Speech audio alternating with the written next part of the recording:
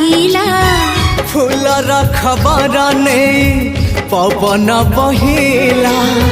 से पवन रे मीठा महक खेलिला फेरी फेरी गला श्रावण